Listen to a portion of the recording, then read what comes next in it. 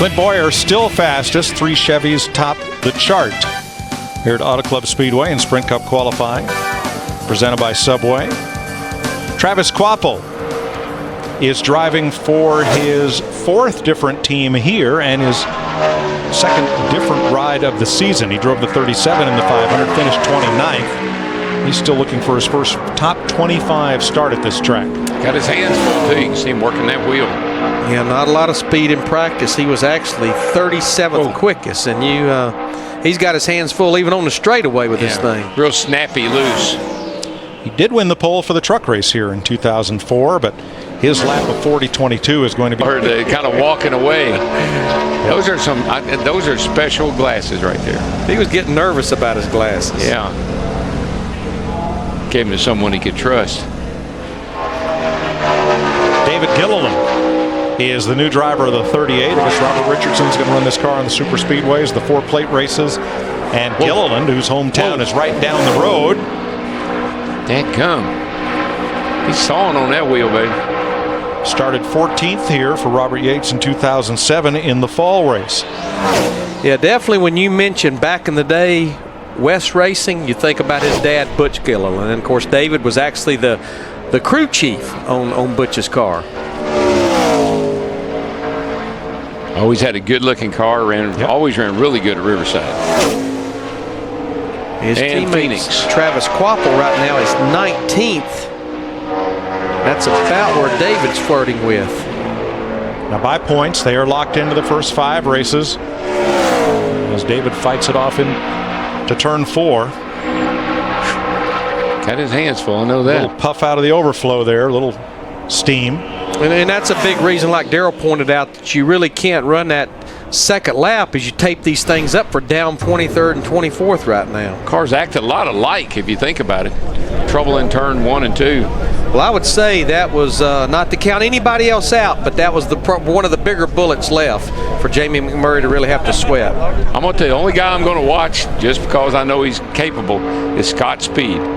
Now, he slipped in there a couple of times and surprised people. Yeah, sat on the outside pole a couple of times last with his qualifying run. So, Kevin Conway, you note the yellow stripe on the back bumper. He is one of 2 Rookie of the Year candidates, driving the Extends Ford, making his first career Cup start. He would have run at Daytona, but was not approved to compete on the super speedway by NASCAR based on his experience, which includes 25 nationwide series starts, 2 of them here. He's also done a little time with the Richard Petty driving experience, and in fact is still racing despite having driven our director Artie Kempner around the speedway at one time. Known Kevin ever since he was a young kid. Artie's a great director. I mean, Artie, did you give Kevin directions? He gives everybody directions, including us. Come to think of it, you're right. Kevin is flirting with being right there with his 2 teammates, Travis Kvapil, David Gilliland. Looks like these 3 cars right now will be the 3 slowest cars of our 33. Wednesday on an all-new Dangerous Drives, Speed takes you for a ride with the American soldiers who move the Army's gear along Iraq's bomb-laden highways. Wednesday, 8 p.m. Eastern, only on Speed. Johnny Sauter, the 2009 Rookie of the Year in the Camping World Truck Series. Finished 6th in truck points, 1 at Las Vegas. He has 4 Cup starts here with a best of 31st in 2007. This is the 2nd Tommy Baldwin racing engine. The whole piece looked pretty good, really. Got down into 1. He run a high line down there, keeping RPM, I guess, up, speed up a little bit, but looked pretty good, solid. Yeah, I'm just looking right now. We need to get a little deeper to I think, anticipate what you're going to need to run. My first thought would you should at least, I think, run in the 3970s maybe to feel safe. And I'm not sure if 40.23 is going to do it. I think Johnny will have to go ahead and run that second lap. I agree, Larry. I think you're going to have to be in the 39s to make this show. And I agree, a 70 would make you feel pretty safe right now. That's top 20 material at the moment. I don't think it has to be that fast. Maybe a flat. 40 flat. 40.23 on the first lap. He's working to improve on his second lap, and a little bit could be a lot back there in that area. Lost a little bit off turn 4. So a 23 on the first lap, paired with a 59 on the second lap. You see him out of the car in the red suit. Now they will start the race Sunday based on car owner points from 2009, but he will not make a qualifying attempt.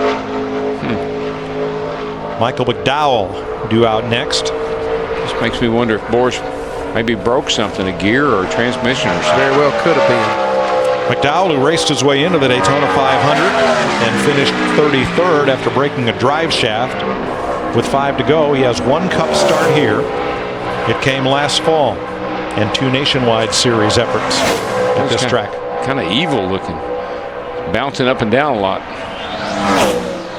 He was 43rd quickest in the practice earlier at a 40-80, 10th quickest of the go or go home cars. And that graph right there, Larry, shows you the tailwind down the front stretch. He was right up in top 10 territory till he got to turn 1, and now coming off 2. Now that'll be a headwind all the way down the back. Yeah, I'm gonna tell you what, he's looking pretty good right now going down that back straightaway. If he can get through 3 and 4, don't overdrive it. Pick that throttle up and stay in it. Got an aggressive shock package, I know that. See how it jumps, bounces. That holds the car down and gives it speed if you can hang on to it. I believe he's going to be okay with his qualifying run. Yeah, not bad. Good lap, 39.83 for Michael. I definitely. There's the overall top 5 with right now the fastest go or go homers: Scott Speed, Michael McDowell, and Johnny Sauter. Mike Bliss won the truck race here from the pole in 1997. This is his 5th trip here in a Cup car, driving for Tommy Baldwin Racing, teammate to Johnny Sauter. He was the fastest go or go home car in that practice earlier. His time was a 39.98. Don't know that he's going to get up there to what Scott Speed ran, but he's looking like he's going to be in pretty good shape with this lap of the 36 car. Yeah, It'll be a good shape at all. Good shape. Tommy's smooth as that car will run with all the bounce around there. Good lap, 16th with a 61. When you got that aggressive shock package like that, it makes the car fast. Just makes it a little hard to drive. But all you only got to drive it for 1 lap. And of course, these go or go homers, it's got to be all about pick up a half a tenth. You got to put it on there. You got it. That will lock Scott Speed into the race. Speed is 12th fastest overall. You need to beat 3 cars. And Bobby Labonte, of course, is one of the go or go homers. He does have the champion's provisional as a fallback if needed. So Eric Almirola driving for James Finch. We told you at Daytona how Finch had the Miccosukee Indian Gaming Group down in Florida as his sponsor for the whole Nationwide Series and a bunch of Cup races, and Kyle Busch had them for the Truck Series, and they abruptly had a change of leadership, a tribal meeting, and they're out of racing. And you know what? You feel so bad for Eric Almirola. It just seems like he can never get into a deal and everything be good about it, be solid about it. The kid can drive a race car. He's run 1 truck race here and has 3 Cup starts, 1 each year, 07, 8, and 9. Oh, wow. That was ugly. If you don't think these cars are pushing a lot of air, look at the hood of Almirola's car. Yeah, that's not good. Yeah, you can see it right there. That hurts it hurts the performance of the car in so many ways. That's where the airflow for the cowl box back there, that's where it gets the air that comes up over the hood and the windshield down in that air box, and it's disrupting everything. It's probably hurting that car in a lot of ways. Yeah, a lot of ways. 40-22 for Almirola. A little better than Johnny Sauter, but second from the bottom of the go or go homers.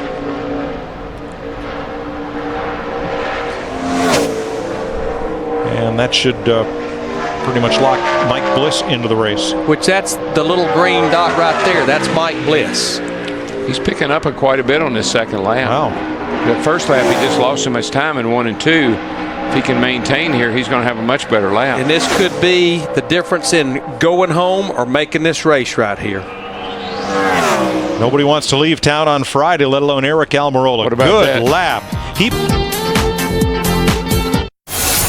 Thursday on Speed, an all-new Bull Run with Bill Goldberg. 200 grand on the line. Who do you trust? Don't miss an all-new Bull Run. Thursday night, 10 Eastern, only on Speed. Casey Mears. The Mears gang is out of Bakersfield, California, so it's kind of a homecoming for them. Driving for Raymond Key, missed the 500 last week. He has a nationwide pole here and one top 5 start in the Cup Series. He was in the 500 until the last lap or two there when they got all wadded up in front of him. He chose the wrong line, and Scott Speed and a couple of guys got by him to knock him out. Now the good news is he beats Johnny Sauter, but that's right there on where you thought, Darrell, 40.01. Yeah, got to go. Yeah, I think he'll have to go ahead and run this second lap. Now, this little green mark here right now, that actually represents Eric Almirola, who just qualified before Casey. Almirola, a 40.22. Mears, a 39.71. Mears' first lap, a 40.01. Doesn't look like he's going to improve on this second lap, but he had to run it. And this is a fairly low-budget team. They need to start making some races to be able to run the season. And the score, actually. So Casey Mears, Johnny Sauter, along with Michael McDowell, are the bottom 3. Eric Almirola is locked in. He will race on Sunday after that great second lap. And the thing about a lot of these guys that's left to qualify, they have a knack for being able to reach down there and finding a little something. Maybe not to necessarily jump up there and sit on the pole, but to really cut a good qualifying run. Well, the 71 car's been good most everywhere we've been, and of course Nemechek, front row Joe, Pappas always got that ability to pull it out, and Blaney's been solid as a rock. Only maybe guy there that you might say is that Vulnerable is the last guy to go out, Cook. Yep, Terry Cook. Well, here's Bobby Labonte, one of only 4 drivers to compete in all 19 Cup races at Auto Club Speedway. He won the pole here in 2001 and has 2 second-place finishes. This will be his 6th start for Kevin Buckler's team, coming off a 21st place finish in the 500. And something I read this week, I guess just goes to show you how time flies. Bobby won the 2000 championship, has won a number of races, but it's been 217 races since he visited Victory Lane, and that was Homestead, November of 2003, and he only led about half to 3/4 of a lap when Bill Elliott cut a tire down. Picking up a little bit, 31st on the clock right now. This would lock in Michael McDowell. And that's right where Bobby places 31st, 39.80. From Auto Club Speedway is presented by Subway Restaurants. Now, any regular footlong is just $5. Any. So hurry. 4 cars to go. Joe Nemechek. FrontRowJoe.com is not a sponsor. That is where you would visit if you want to sponsor Joe Nemechek. The Lakeland, Florida driver is one of those 4 who have run every race here. And the first time we came here in 1997, he won his first career pole. Finished last in the 500, but that was worth $250,000. He's going to have to run a second lap, because that lap does not lock him in. It's actually behind McDowell, a little quicker than Bobby Labonte, but as we mentioned, Bobby is in the race regardless of the past championship provisional. 3 100s, 83 to an 80. And I think we talked about that at the top of the show, that it would probably be just ever so little bit of difference in who makes it and who has to go back home. That's agonizing, man, when you just got that little wee bit that kept you from making the race. And he's not going to pick up on this lap here, so that I'm surprised. 39.83 will be his lap of record. 80. Wow. That's a second slower than he up. qualified. Yeah. Joe's best practice time was a 40.25. So, McDowell just pulled a rabbit out of his hat. So it's knockout time, and here's Max Pappas in the Geico Camry, the driver from Como, Italy, who had such an emotional race in his Gatorade duel to make the Daytona 500. Started and finished 10th in the truck race here last year, and had engine trouble in the 500 last week, finishing 40th. He has to beat a 39.83 You know, we interviewed him a while ago, and I will have to say, if there was a car that made vast improvements from the beginning of practice to the end, it would have been this 13 car. And Max actually qualified in the top 20 here in the fall race of last year. Car looks a little nervous through turn 1 and 2, but he's staying in the throttle. I like what he did, Larry, though. It looked a lot like what Montoya did. The tracker moved around because he was easy into the corner, setting up the exit for a fast run down the straightaway. Max Pappas, he keeps this up. He's going to race here on Sunday. He's going to be in good shape, I believe. The little green dot, Yikes. what that represents. Yikes. Nope, he lost it right there. Late exit of turn 4. Boy, I think he should have dove to the bottom right there. 39.88. Now that will send Johnny Sauter to the house. And Max Pappas goes on the maybe list. Yeah, this lap's it's not going to be as good because the car is just moving around way too much. Right in the middle of 3 and 4, he was there. He was going to be in the top 25. He was going to make the race. I think if he had, on that first lap, if he'd aimed for the bottom down here, the apron at the start line, that might have given him that little bit of extra speed that he needed, but this isn't going to pay off. This lap will be slower.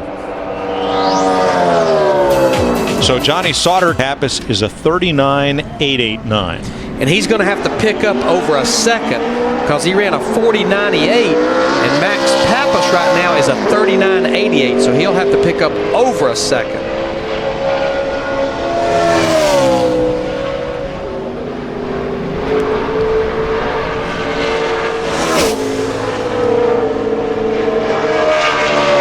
Terry Cook missed the show at Daytona, looking to make his first Cup start. He is also an announced candidate for Rookie of the Year after 314 starts in the Camping World Truck Series. That includes 6 wins and 8 poles there.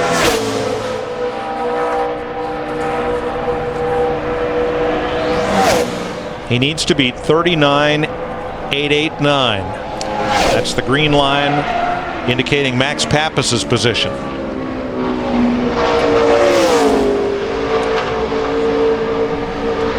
Got a lot of work to do with about a half a lap to go halfway down the back straightaway.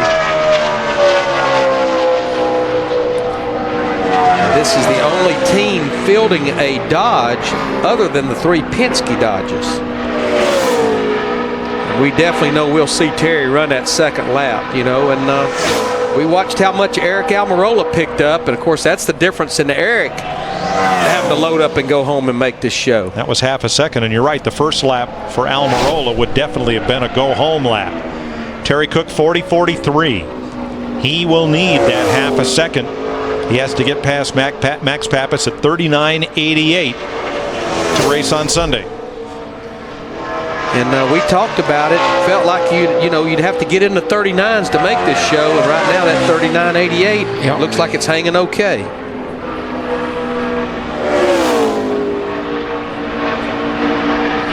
Wobble. Just not got the speed in it. Going to come up a little short. Good effort. Yep, but Terry Cook slower on that second lap. You saw the car bobble off turn number 4.